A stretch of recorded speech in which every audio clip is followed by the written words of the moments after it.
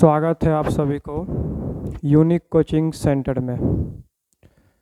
जैसा कि आप लोग जानते हैं बाबू कि बिहार एनएमएमएस यानी राष्ट्रीय आय सह मेगा छात्रवृत्ति का फॉर्म आ गया है। इसमें बच्चे तैयारी करते हैं तो उसको पता ही नहीं कि पढ़ना क्या है। तो आज हम आपको बताएंगे कि ऐसे कितने चैप्टर हैं जिसमें आप ठीक से पढ़ सकते हैं और उस चैप्टर से अधिकतर क्वेश्चन पूछे जाते हैं। तो उस चैप्टर को देखिए कि ये तमाम ऐसे कितने चैप्टर हैं जिससे क्वेश्चन ज़्यादातर एग्जाम में आते हैं।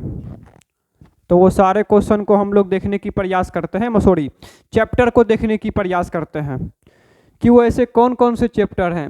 जैसे कि आप लोग तो जानते हैं मेरे प्यारे बच्चे कि मेगा छात्रवृत्ति का एग्ज़ाम दो पार्ट में होता है। एक पार्ट हमारा मैथ होता है और दूसरा सेट होता है। मैथ में आपका 90 नंबर का क्वेश्चन होता है, 90 क्वेश्चन 90 नंबर और 90 मिनट समय, यानी 90 क्वेश्चन 90 मिनट भी मिलेगा और 90 मार्क्स का भी होता है। इसमें आपका मैथ में रीजनिंग यानी मेंटलिटी टेस्ट होता है। जिन भी बच्चे का अगर मैथ अगर ये रीजनिंग ठीक रहता है तो उनका रिजल्ट हो जाता है। ठीक है, हम आज पढ़ाने नहीं बतियाने आए हैं। ठीक है, तो 90 नंबर इसमें बहुत मायने रखते हैं बाबू। अगर आपका मैथ यानी मैथ नहीं, मैथ एक पेपर है, मैथ नहीं बोल रहे, मैथ यानी रीजनिंग अगर आपका बहुत ही बेहतर है तो आपका रिजल्ट होने से कोई नहीं रोक सकता है बाबू, कोई नहीं रोक सकता है। ठीक है, अगर आपका मैथ बेहतर है, रीजनिंग ही आपको रिजल्ट दिलाएगा। और बाकी सेट में 35 क्वेश्चन आर्ट्स यानी सामाजिक विज्ञान से बाबू होता है और 35 साइंस से, 20 क्वेश्चन मैथ यानी मैथ जो फिर आपका a प्लस बी का whole square a minus B का जो होल स्क्वायर, मैथ फिर बोल रहे हैं, मैथ नहीं मैथ। इससे भी 90 क्वेश्चन होता है और 90 मिनट का होता है। ये भी 90 मार्क्स की होता है। लेकिन अगर आप मैथ में खराब यानी अगर आपका रीजनिंग खराब है तो ये ऑटोमेटिक खराब रहेगा। रीजनिंग ही रिजल्ट दिलाएगा। अगर आप रीजनिंग को बेहतर बनाते हैं तो आपका रिजल्ट हो सकता है राष्ट्रीय आय सह मेगा छात्रवृत्ति में रिजल्ट होगा, निश्चित रूप से होगा।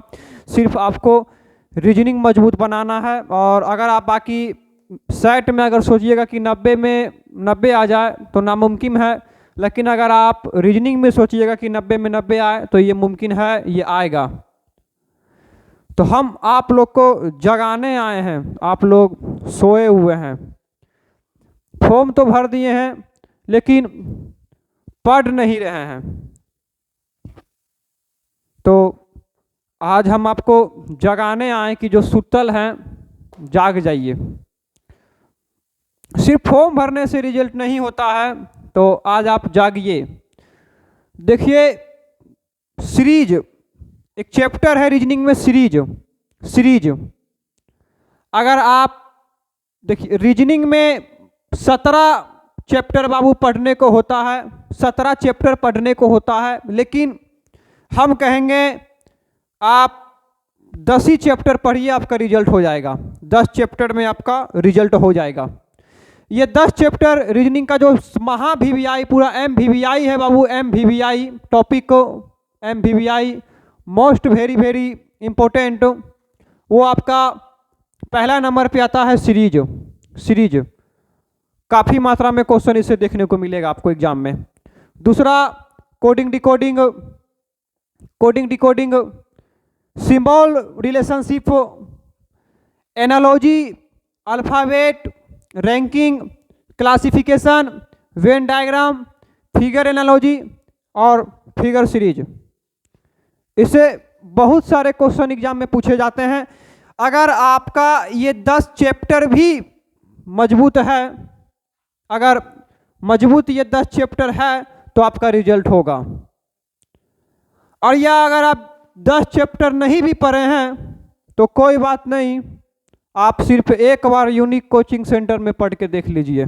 एक बार, एक ही बार पढ़ना है, ठीक है।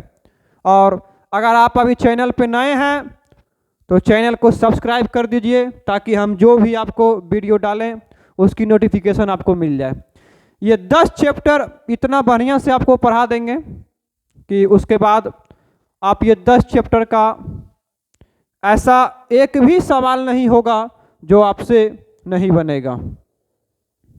सारा क्वेश्चन आपसे ये 10 चैप्टर से बाबू बनेगा, ठीक है। तो एक बार सराहना अंदाज में कहना चाहूँगा कि ना कोई कठिनाई ना कोई परेशानी तो क्या मज़ा है जीने में, बड़े बड़े तूफान थम जाते हैं जब आग लगी हो सीने में, ठीक है। तो ये अगर आप 10 चैप्टर मजबूत करना चाहते हैं तो एक बार यूनिक कोचिंग सेंटर आप ऑनलाइन या ऑफलाइन ज़रूर परचेस करें। दूसरी मैथ, सेट में जो 20 नंबर का बाबू मैथ आता है, वो मैथ चैप्टर में ऐसा कौन कौन सा चैप्टर है जो वीवीआई है? परिमेय संख्या, वर्ग एवं वर्गमूल, घन एवं घनमूल, घातांक एवं करनी, रैखिक समीकरण, क्षेत्रमिति, महत्तम समावर्तक, लघुत्तम समावर्तक, साधारण ब्याज और चक्रवृद्धि ब्याज, क्रयमूल और विक्रयमूल। ये जो अभी हम आपको मैथ का टॉपिक बताएं, मैथ का अगर आपका इतना चैप्टर भी अगर मजबूत होता है मैथ में, आप अगर उसको ठीक से पढ़ते हैं तो मैथ का भी क्वेश्चन आपसे कम लगभग में 20 क्वेश्चन जो आएगा उसमें से 15 क्वेश्चन आपका बाबू बन जाएगा 15 क्वेश्चन। और रीजनिंग की आपको सिर्फ यही 10 चैप्टर पढ़ना है, इससे आपका रिजल्ट हो जाएगा। बाकी जो 7 चैप्टर है अगर आप नहीं भी पढ़ते हैं तो एग्जाम पे आपका कोई प्रभाव नहीं पड़ेगा। आप चाहे तो प्रीवियस ईयर्स की क्वेश्चन पेपर को पलट के देख सकते हैं, इससे ज़्यादा क्वेश्चन एग्जाम में नहीं पूछता है, ठीक है। तो अगर आप अभी भी सोए हुए हैं तो जागिए, रिजल्ट लेना है तो जागिए बाबू, सुतल नहीं रहना है, उठ जाना है अब, ठीक है। तो आपको सिर्फ हम इसके बारे में ही बताने के लिए आज आए थे। और एसएसटी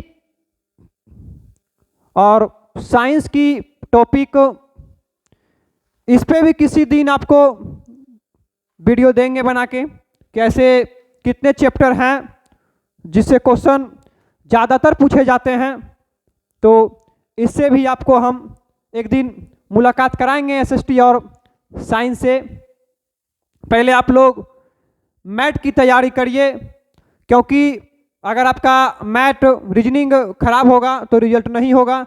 इसीलिए रीजनिंग को पूरा भरपूर मात्रा में तैयारी करिए। और हम हमेशा एक ही बात बोलते हैं कि सिर्फ रीजनिंग को बनाने से नहीं होगा, स्पीड कंट्रोल करने से होगा। जब तक आपका स्पीड कंट्रोल नहीं रहेगा तब तक आपका रीजनिंग से भी रिजल्ट नहीं होगा। आप रीजनिंग को बेहतर तो बनाइए, लेकिन स्पीड भी उसमें कंफर्ट रखिए कि हम मेरा स्पीड जो है बनाने का पूरा इतना स्पीड रहे कि 90 क्वेश्चन को 90 मिनट में कंप्लीट कर दें, ताकि एग्जाम में समय का अभाव मेरे ऊपर नहीं पड़े, ठीक है। तो रखते हैं यहीं तक आज, लेकिन जाते जाते एक सराहना अंदाज में कहना चाहूँगा कि मुश्किलों से भाग जाना आसान होता है, हर लम्हा जिंदगी का इम्तिहान होता है, और भागने वालों को मिलता नहीं जिंदगी में कुछ, लड़ने वालों के कदमों में जहान होता है। तो आप एक बार यूनिक कोचिंग सेंटर आके देखिए बाबू, आपको पढ़ाई इतना हल्का लगेगा कि आप भी पढ़ने के ऊपर मजबूर हो जाइएगा, ठीक है। तो मिलते हैं नेक्स्ट वीडियो में।